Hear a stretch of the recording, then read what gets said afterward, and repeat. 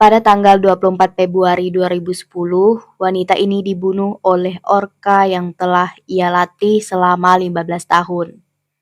Ia dibunuh di sebuah pertunjukan dengan ratusan penonton secara tragis. Nah, bagaimanakah kisah selengkapnya? Kita langsung masuk ke ceritanya.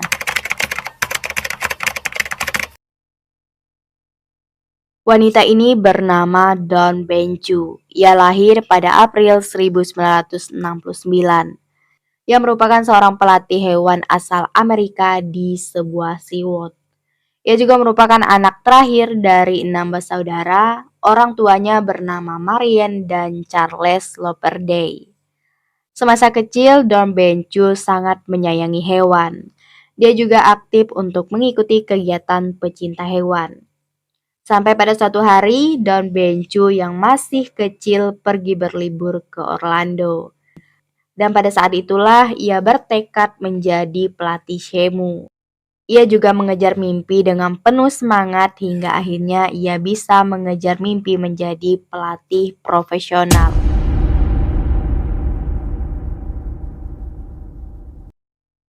Nah, sebenarnya Dawn Benchu ini merupakan lulusan dari University of South Carolina. Dengan gelar di bidang psikologi perilaku hewan, dia juga menjadi sukarelawan di penampungan hewan lokal, merawat 2 anjing dan memelihara berbagai jenis binatang. Tidak lama setelah dia lulus, dia kemudian bekerja di Six Flags, taman hiburan yang ada Marion Park-nya juga. Di sana, ia pun bekerja dengan lumba-lumba selama 2 tahun. Dan barulah pada tahun 1994 ia pun memulai karirnya di SeaWorld Orlando. Awalnya ia bekerja dengan berang-berang dan singa laut, dan 2 tahun kemudian, tepatnya di tahun 1996, dia barulah mulai bekerja dengan orka dan bertemu dengan Tilikum ini. Selain itu, di tahun yang sama, tahun 1996, Dawn Benchu juga menikah dengan seorang laki-laki bernama Scott Benchu. Scott ini merupakan seorang pemain ski pengganti di SeaWorld itu juga. Karir Dawn Benchu bisa dikatakan sangat cemerlang, bahkan dirinya juga menjadi papan iklan di SeaWorld di seluruh Orlando. Ia juga kerap tampil di acara shemu selama 2 hingga 3 tahun. Namun walaupun demikian, Benchu mengakui bahwa pekerjaannya juga memiliki resiko yang tinggi. Apalagi ia harus bekerja dengan paus pembunuh.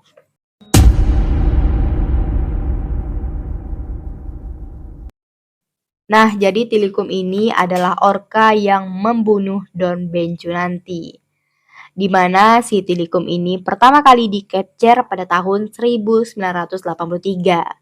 Dan si Tilikum ini awalnya merupakan orka di laut lepas di mana ia ditangkap dan dipisahkan dari ibunya sejak umur 2 tahun. Tilikum atau sering dikenal dengan Tili adalah seekor orka jantan.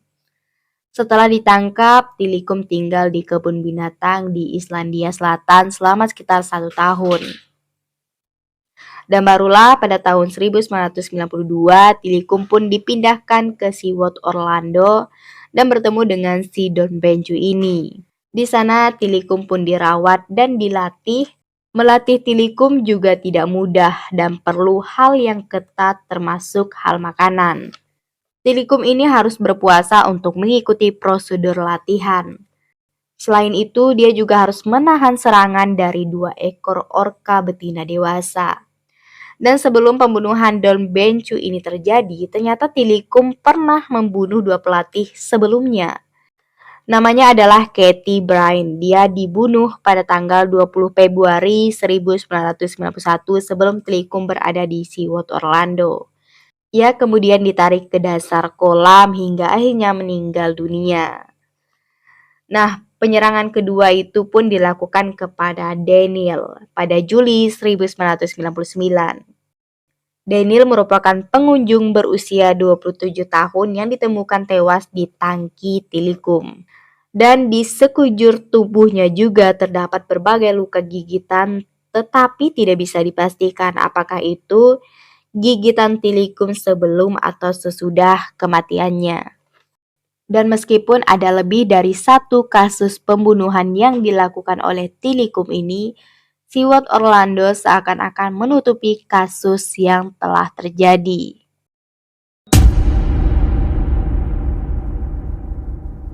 Don Bencu dan Tilikum bertemu pada tahun 2000, keduanya pun melakukan pertunjukan di Siwot Orlando selama bertahun-tahun. Hingga kejadian naas itu pun terjadi tepatnya di tanggal 24 Februari 2010.